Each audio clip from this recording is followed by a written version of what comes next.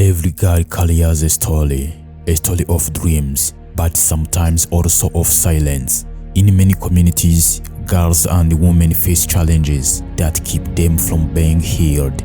But here, a voice has risen, a voice of hope. This is the story of Masengembahafi. In the heart of Rwanda, one organization aimed to shaping the future of young people and women. Landmark developed, an organization founded in 2013 with a mission to promote sustainable livelihoods, empower youth and women, and break down the barriers that holding them back, guided by vision of society where children, youth and women enjoy secure health and enlightened lives.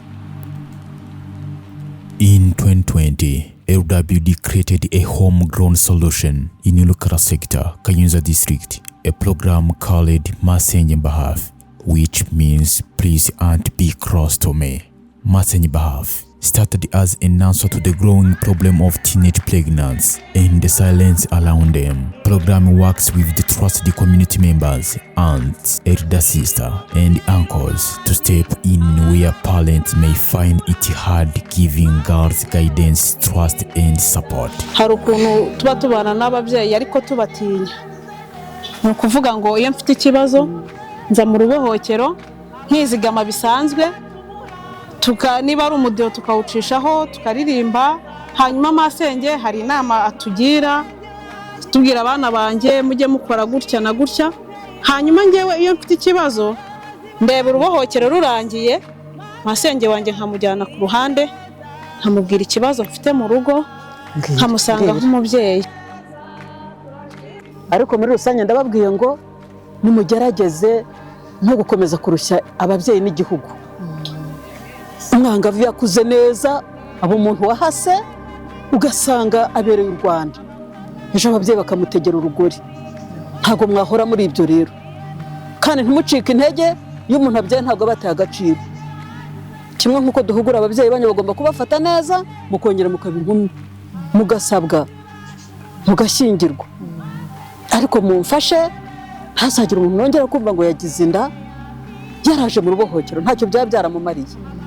Murakoze, mujye mubwira n'abandi hirya hino no ku mashuri, mube intumwa. Ubwo umuryango narawukunze kwa Masenge, ubwo umwana wanjye mutoya yari ari mu rugo, araza aranganiriza arambwira ati ko bambwiye ngo harani kwa Masenge, none ni Senge?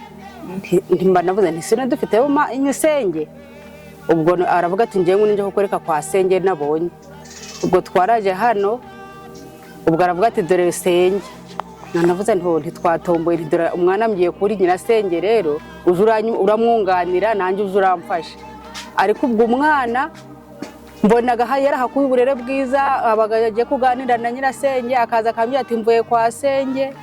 Nanjye naza kuganira na nyina Senge nkumva aranyunganira, nkavuga nti nyamara uyu mushinga ni mwiza gwabaye ba Masenge. Nageze nari kubona abonye abana banje bafite nyina Senge, numva mbese ubu nanjye naranezerewe cyane kubera abana banje bafite Senge. Ibyo niyongereyeho no kuba uri muri society mukaba muri hamwe mwese mufatanyije, nabyo ni byiza.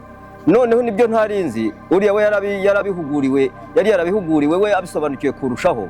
Urumva ko nanjye hari ibindi niyongereyeho kugira ngo nanjye n'undi mwana wese twabonana namuganiriza ntigira uko wifata, dore n'abandi bari kuri uno murongo, nangwa se ngwino wegera abandi ugendere hamwe n'abandi kuko bari mu bintu byiza. Nabyaye inda y'imburagihe, nzana mfite imyaka 18, rumva natwitse mfite imyaka 17. Hanyuma mbere yuko Masengiza nari mbayeho ubuzima butari bwiza, papa ndaza hanze, na nyuma yo kubyara nari ndi mu bwihebe.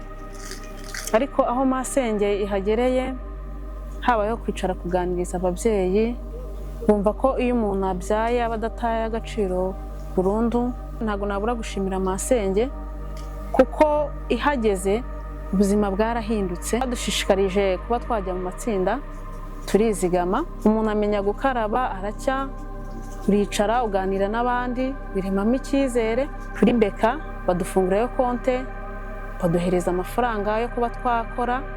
Harimo abagiye mu buhinzi bw'ibihumyo, hariho abagiye mu myuga bariga kudoda, harimo abize gusuka. baduhuguye kuri byinshi. Hahandi wabonaga umwana w'umukobwa wifata nabi wamubona ukanamunyura ukagenda ukumva ko ari uko bimeze, ariko kuva baduhuguye batubwira ko nk'uwo nguwo ugomba kumwitaho, twagiye tubiyegereza abana b'abakobwa tuba nka ba mama wabo, uretse no kuba ba masenge batwiyumvamo ibintu kijyanye na masenge. Icyo mbashimira, nari umuntu utagira inzu yo kubamo, nari nyifite ishaje yarasenyutse bikabije, ariko muri ubwo buryo bwo twakomeje guhugurwa, nageze aho ngaho nanjye mbwira umuyobozi ikibazo cyanjye, mubwira ko ntafite aho kuba, ndamubwira nti inzu yaridutse kandi mbana n'abana twenyine, antega amatwi aranyumva. Igihe kigeze yaje kohereza umuntu wo kuza kunsura, araza arahareba abona niko biri koko, yampaye inkunga dushobora kuzamura inzu.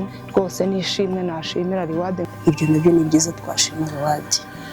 Ikindi cya kabiri nka masenge, nje nta karowade, nje numvaga yuko nje mfite umukobwa akabyarira mu rugo nambwa nticara no kwiga ubyihorere, ariko maze kwinjira muri Riwade, ikiza nakuye muri Riwade nayitaka nuko numvise yuko uyu mwana abyaye ubuzima bukomeza imbere.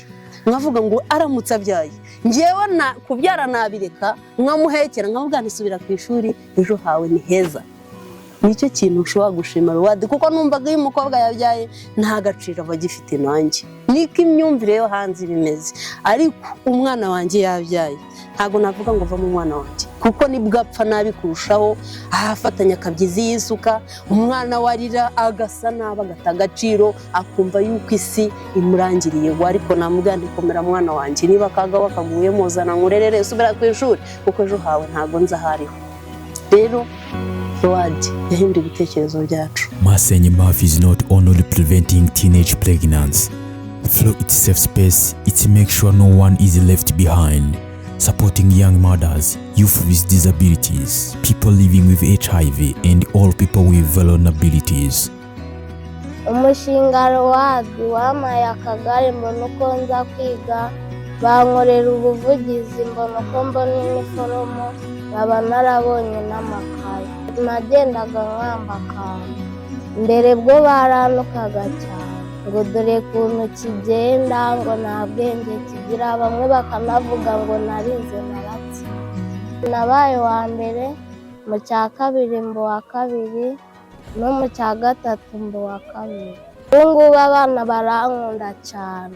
Aline rwose yabashe kwisanga muri sosiyete, abana ndetse nawe barakorana neza.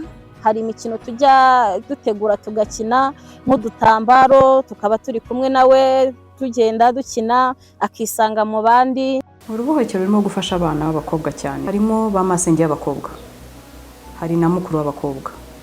Mukuru w'abakobwa araganira na bagenzi bakamubwira ukuri uko agiye watambwira, ariko hagati yabo kuko hari ibyo basangiye, hari ibyo baziranyeho, hari ibyo bahuriyeho. Iyo ba sharing experience cyangwa se bunguranye ibitekerezo, bagirana inama. Amakimbirane mu miryango yarakemutse, ba masenge bacu bakoze akazi kanini cyane gakomeye, ndetse na ba mukuru w'abakobwa mukunga ababyeyi bari barataye inshingano zabo, kubera ko abana bashobora kuba baratwite inda zitateganyijwe. Abana bo muri safe space bamaze kujya mu ishuri, ubu tumaze kugera abana hafi 140 bamaze gusubira mu ishuri, ndetse tukaba dufitemo n'abarangije senior 6 bagera ku bana 10. In Gatsibo district, the numbers tell a story of real change. Back in 2019, over 500 teenage pregnancies was recorded. Today, the number has dropped to 910, a reduction of more than 40%. In the two sectors where Masengembahafi has been active, the impact is even clear. In Gitoki, teenage pregnancy comes from 48 in 2019 to just 11 today, a reduction of over 77%. And in Nugrama sector, the case dropped from 76 to 24 today, more than 68 fewer pregnancies. In Kayenzo district, the results are just as powerful. From more than 550 cases in 2019, the number has dropped to 201 today, a decrease of almost 64%. And in Rukara sector, where the program began, teenage pregnancy dropped from 71 cases in 2019 just 2 cases in 2025. That's a reduction of more than 97%. These are not just numbers, they are lives changed. There are girls whose future have been protected. Now, imagine if Masengembahafi crossed over 416 sectors in Rwanda.